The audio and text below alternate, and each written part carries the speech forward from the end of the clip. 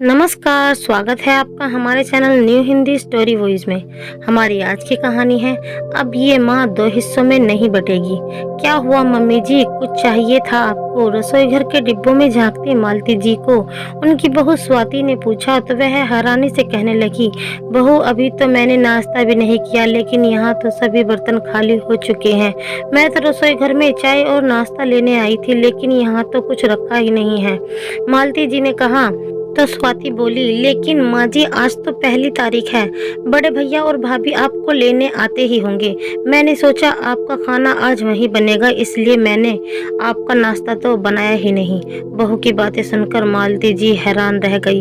इतनी हैरानी से क्या देख रही हैं माँ जी? आपका हमारे घर में रहने का समय खत्म हो चुका है। मैंने कुछ गलत तो नहीं कहा? इतना सुनकर मालती जी बोली, देखो बहू, बड़ी बहू का फोन आया था यह बताने के लिए कि उसे 2 दिन के लिए मायके जाना है, तो वह अभी मुझे 2-3 दिन के लिए नहीं रख पाएगी। यह सुनकर स्वाति आग बबूला होते हुए बोली, माँ जी आपके दोनों बेटों और बहू ने मिलकर यह तय किया था कि एक एक महीना बारी बारी से हम लोग आपको अपने साथ रखेंगे, और फिर महीने की पहली तारीख को ही ऐसा क्या हो गया कि जो उन्हें मायके जाना पड़ा? मुझे सब मालूम है, यह सब उनकी चाल है ताकि वो और 2 दिन के लिए आपसे छुटकारा पा सके। ठीक है, यदि आप यहाँ पर 2 दिन ज्यादा रहोगी तो आप अगले महीने की 3 तारीख को ही मेरे पास यहाँ वापस आएंगी।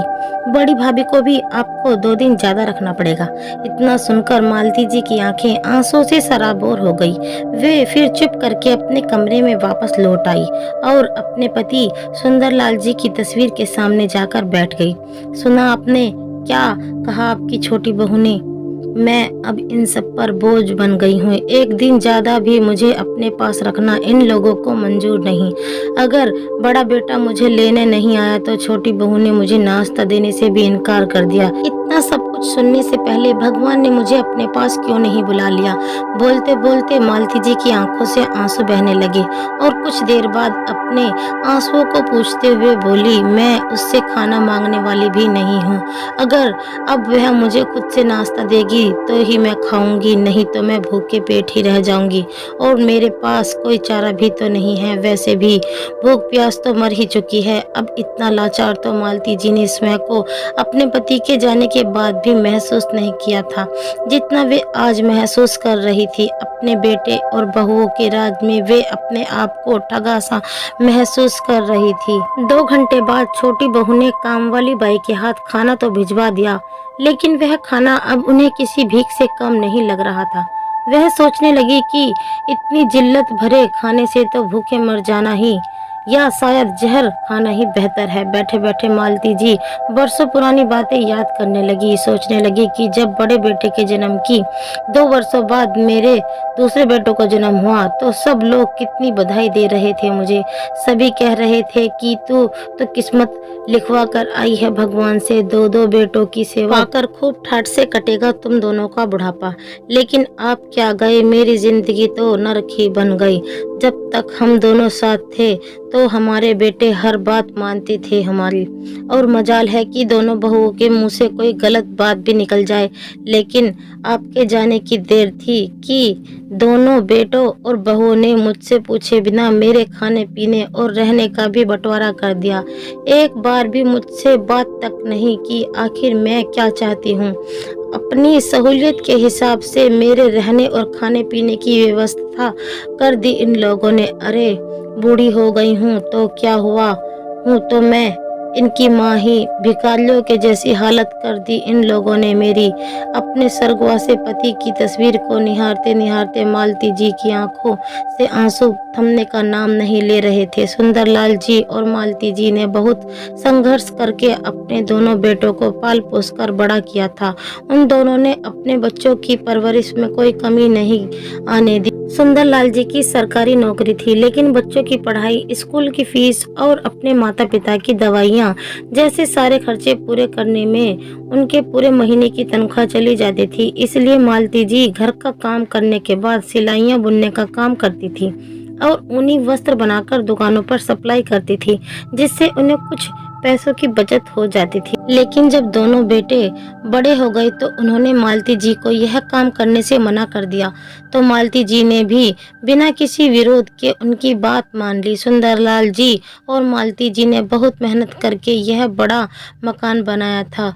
उसके बाद दोनों बेटों की भी पढ़ाई लिखाई पूरी हो गई और दोनों अच्छी नौकरी करने लगे। बड़े चाव से सुंदरलाल जी ने अपने दोनों बेटे मुकेश और राकेश की शादियां की थी। दोनों बेटे बहुएं उनका पूरा सम्मान किया करते थे, लेकिन कोरोना काल में सुंदरलाल जी अचानक यह दुनिया छोड़कर चल बसे। उसके बाद तो जैसे घर की काया पलट ही हो गई। दोनों बेटे जो राम लक्ष्मण की तरह रहा करते थे, लड़ने झगड़ने लगे। बड़े अरमानों से सुंदरलाल जी और मालती जी ने जो मकान बनवाया था, अब वह मकान दो टुकड़ों में बंट चुका था और दो अलग अलग घरों में तब्दील हो चुका था। घर के दो टुकड़े होने के बाद ही मालती जी के दिल के हजारों टुकड़े हो गए।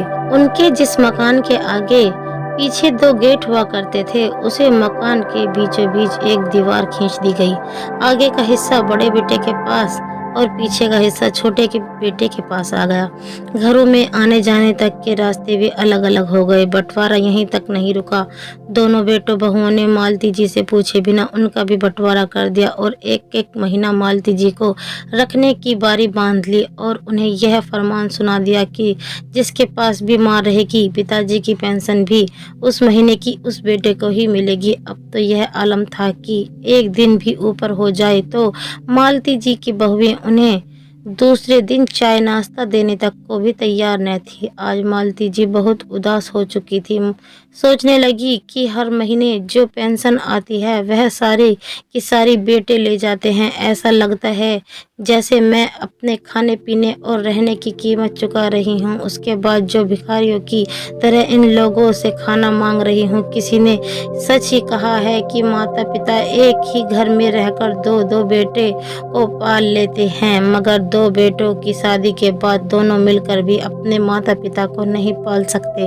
अब मालती जी बड़े बेटे और बहू के घर जा चुकी थी, लेकिन यहाँ भी उनकी उदासी दूर होने वाली नहीं थी। शाम के समय जब मालती जी टहलने के लिए पार्क में गई तो उनका महिला मंडल वाला ग्रुप मथुरा वृंदावन जाने का प्रोग्राम बना रहा था।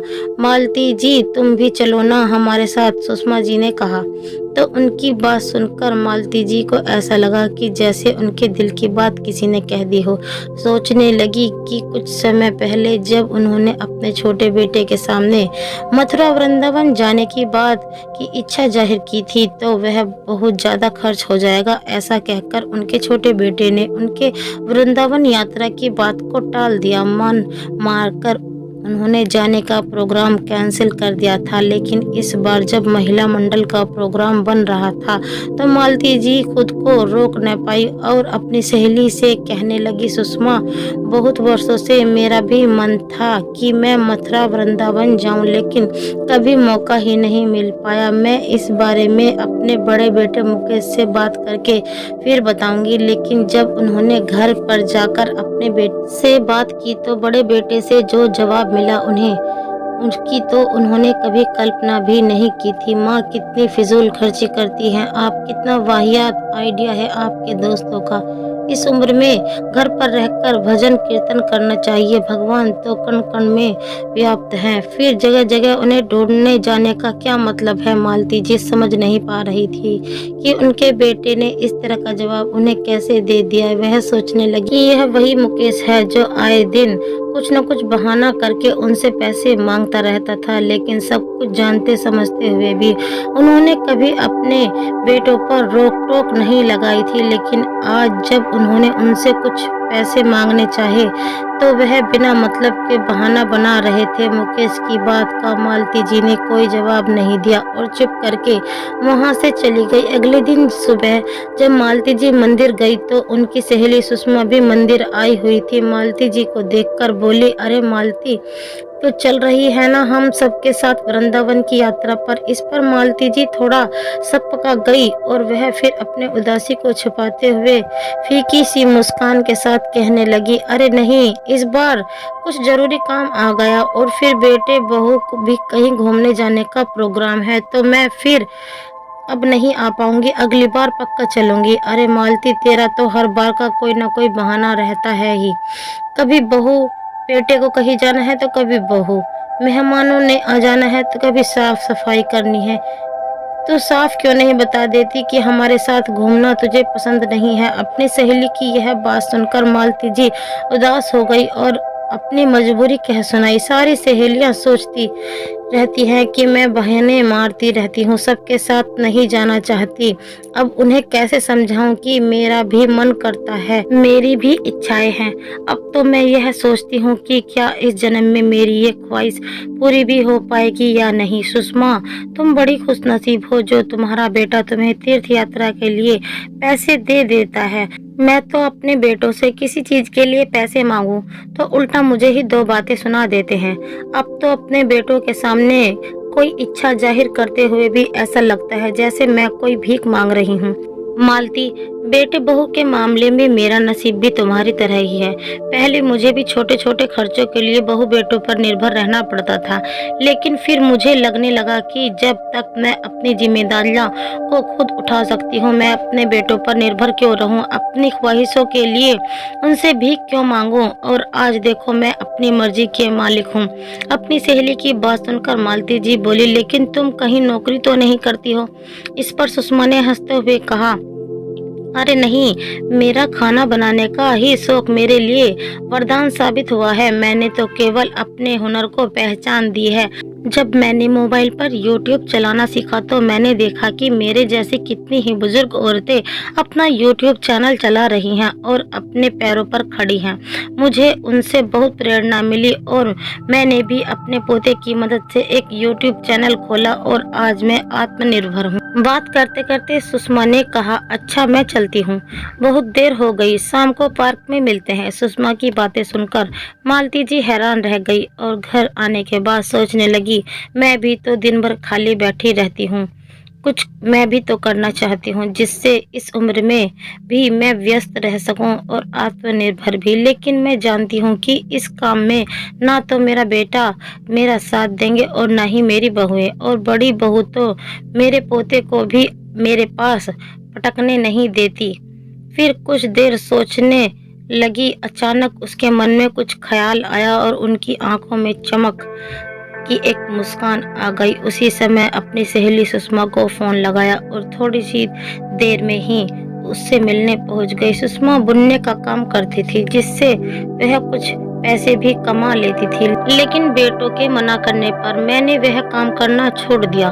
तुम्हें देखकर मुझे भी प्रेरणा मिली है। मैं भी अपना एक YouTube चैनल खोलना चाहती हूँ जिससे मैं सिलाइयाँ बुनकर स्वेटर के नए नए डिजाइन बनाना और क्रोशिया चलाना सिखाना चाहती हूँ, लेकिन मेरे पास इससे संबंधित ज्ञान और उपकरण नहीं है। क्या तुम मेरी इस काम में मदद करोगी? मालती जी की बातें सुनकर सुषमा मुस्कुराते हुए कहने लगी, अरे इसमें पूछने वाली क्या बात है, यह काम तो तुम आज से ही, बल्कि मैं तो कहती हूँ अभी से ही शुरू कर सकती हो। मेरे पास अच्छी क्वालिटी के मोबाइल से लेकर रिंग लाइट तक सभी उपकरण उपलब्ध है। तुम्हारा चैनल खोलने से लेकर वीडियो अपलोड करने तक सारे कार्यों में मैं तुम्हारी मदद करूंगी। बस फिर क्या था। मालती जी अगले दिन सुबह अपनी सहेली के पास पहुंच गई। थोड़ी देर में ही सुषमा ने YouTube चैनल बना दिया और फिर वीडियो बनाने की तैयारी करने लगी। शुरुआत में कैमरे के सामने आने में उन्हें कुछ झिझक हो रही थी। खैर जैसे तैसे वीडियो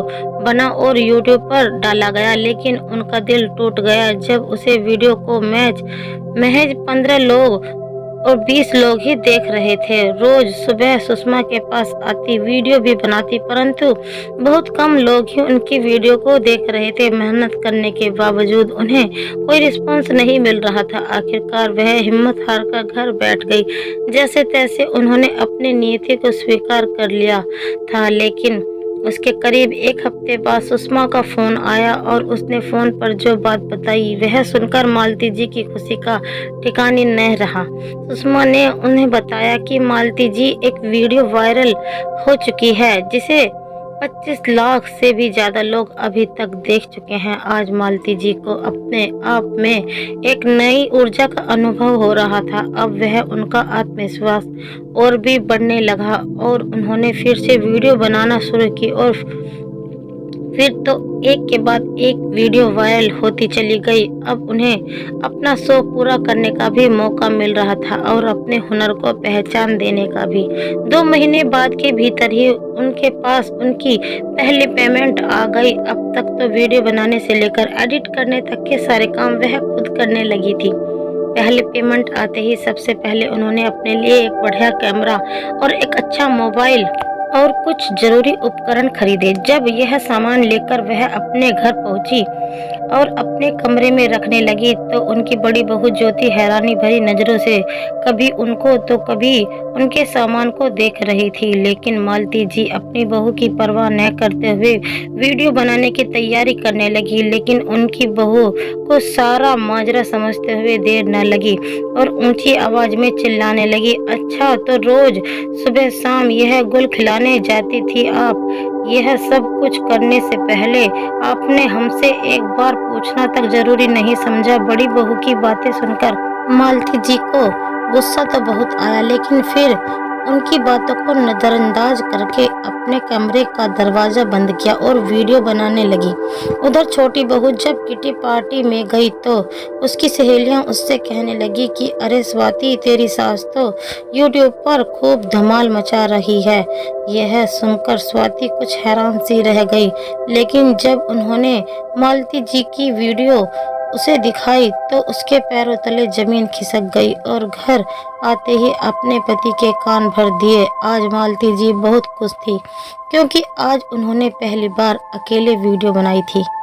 लेकिन वीडियो का काम निपटाने के बाद जैसे ही दरवाजा खोला तो सामने उनके दोनों बेटे और बहुएं उनकी क्लास लेने को तैयार खड़े थे और उन्हें देखते ही उन पर बरस पड़े। माँ, यह क्या तमाशा लगा रखा है तुमने? क्या हमने कोई कमी छोड़ी थी? क्या तुम्हारी बहुएं तुम्हें खाना नहीं देती थी? इस उम्र में तो तुम्हें घर बैठकर भजन सिमरन करना चाहिए और अब तुम यह सब करने चली हो। अपने छोटे बेटे की बातें सुनकर मालती जी कहने लगी कि बेटा, यह सब काम मैं अपने शौक से कर रही हूँ। तुम तो जानते ही हो कि सिलाइयाँ बुनना मेरा बरसों पुराना शौक था और अब जब मुझे अपने शौक को पहचान देने का मौका मिल रहा है तो इसमें गलत ही क्या है? मालती जी की बातें सुनकर बड़ी बहू कहने लगी, मुझे तो समझ नहीं आता कि पिताजी के जाने के बाद अब आप ही तमाशा क्यों कर रही हो? पूरे मोहल्ले में नाक कटवा कर रख दी हमारी आपने। बड़ी बहू की यह बात कहने की देर थी कि मालती जी के बड़े बेटे ने उन्हें फरमान सुना दिया, माँ, अगर यह सब तमाशा करना है तो कहीं और जाकर करो। हमारे घर में रहते हुए यह सब करने की कोई जरूरत नहीं है। मालती जी को जो काफी देर से अपने बेटे और बहुओं की बातें सुनती जा रही थी, यह देखकर हैरान थी कि जिन बहू की आपस में कभी बनती नहीं थी, जो एक दूसरे का चेहरा देखने भी तैयार या पसंद नहीं करती थी, अपनी सास के खिलाफ आज एकजुट होकर खड़ी थी। लेकिन अपने बेटों की बातें सुनकर आखिर मालती जी का सब्र का बांध टूट गया और फिर उन्होंने चुप रहना उचित नहीं समझा।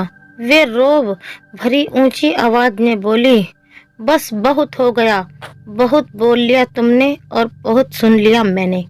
अपने बेटों को पाल पोस कर बड़ा करते समय एक पल भी मुझे यह ख्याल नहीं आता था कि यही बेटे आगे चलकर दगा देंगे। तुम्हारे पिताजी क्या गए, तुमने तो अपनी माँ को माँ ने समझकर फुटबॉल समझना शुरू कर दिया, जिसे हर महीने की पहली तारीख को ही किक मारकर अपने घर से निकाल दिया जाता था। 2 वक्त की रोटी भी ऐसे तरसा तरसा कर दी जाती है कि जैसे किसी भिखारी को भीख दी जाती है। अपने बेटे को देखते हुए मालती जी बोली, तुम पूछते हो कि क्या कमी रखी है तुमने? जिसके पास भी रहती हूँ वहाँ सारा पेंशन देती हूँ, लेकिन एक तीर्थ यात्रा पर जाने के लिए तुमसे कुछ पैसे मांगे तो तुमने साफ इनकार कर दिया और ऊपर से 4 बातें मुझे ही सुना डाली। वाह बेटा, यह तो तुमने अच्छा सिला दिया मेरी ममता का। अच्छा हुआ कि तुम्हारे बाबूजी इस दुनिया में नहीं हैं, तुम्हारा यह रूप देखने के लिए। मैं पूछती हूँ, बूढ़ी हो गई हूँ तो क्या मेरी सारी ख्वाहिशें खत्म हो चुकी हैं? क्या मेरा दिल नहीं करता बाहर निकलने को? लेकिन बेटा, अगर देखा जाए तो कसूर मेरा ही है। जब तुमने मकान के 2 हिस्से किए, मुझे उस समय ही चुप नहीं रहना चाहिए था। इस पूरे मकान के में 6 कमरे थे, जिसे तुमने 3-3 कमरों में 2 हिस्सों में कर दिए। मेरे अपने मकान में रहने के लिए कोई जगह ही नहीं छोड़ी, लेकिन आज मैं इस गलती को सुधारना चाहती हूँ। अब इस मकान के 3 हिस्से होंगे। यह सुनकर बहू बेटों की भौहें तन हो गई। उनका छोटा बेटा आश्चर्य से बोला, माँ, कुछ सोच समझ कर तो बोला करो। ये क्या कह दिया आपने? तीसरे हिस्से का क्या मतलब है? मालती जी बोली, तीसरा हिस्सा मेरा होगा। अब से मुझे 2 कमरे अलग चाहिए। एक कमरा मेरे रहने के लिए और दूसरा कमरा मेरी वीडियो बनाने के लिए। और हाँ, अब से मुझे रसोई भी अलग चाहिए, जहाँ मैं अपने लिए खाना बनाने वाली बाई रखूंगी। तुम लोग मुझे एक दिन भी ऊपर रखना नहीं चाहते हो। एक तारीख हो जाए तो तुमसे अगले दिन का नाश्ता तक नहीं दिया जाता। लेकिन अब बहुत हुआ। अब यह माँ 2 हिस्सों में नहीं बटेगी। अब मैं आत्मनिर्भर हूँ और अपनी जिम्मेदारी खुद उठा सकती हूँ। मालती जी की बातें सुनकर दोनों बहुएं और अपने पति पर चिल्लाने लगी। इस मकान के 3 हिस्से हरगिज नहीं होंगे। हमसे सिर्फ 2 कमरे में गुजारा नहीं हो पाएगा। इससे पहले कि दोनों बहुएं और बेटे कुछ बोलती, मालती जी ने कहा, शुक्र मनाओ कि मैं तुमसे मकान का किराया नहीं मांग रही। यदि मेरा फैसला मंजूर है तो ठीक है, नहीं तो तुम अपना इंतजाम कहीं और देख सकते हो। और हाँ, आज के बाद मैं अपने खर्च स्वयं उठाऊंगी। अब से मुझे अपनी जिंदगी में कोई हस्तक्षेप नहीं चाहिए। मालती जी की बातें सुनकर दोनों बेटे और बहुएं अपना सा मुंह लेकर अवाक खड़े रह गए। वे सब दंग थे कि आखिर उनके मन में इतना आत्मविश्वास आया कैसे। परंतु अब ना तो उनके पास सवाल करने का हक था और ना ही किसी जवाब की उम्मीद। तो दोस्तों, आपको यह कहानी कैसी लगी? लाइक और कमेंट करके जरूर बताएं और चैनल को सब्सक्राइब करना बिल्कुल न भूलें। मिलते हैं एक और नई कहानी के साथ। बहुत बहुत धन्यवाद।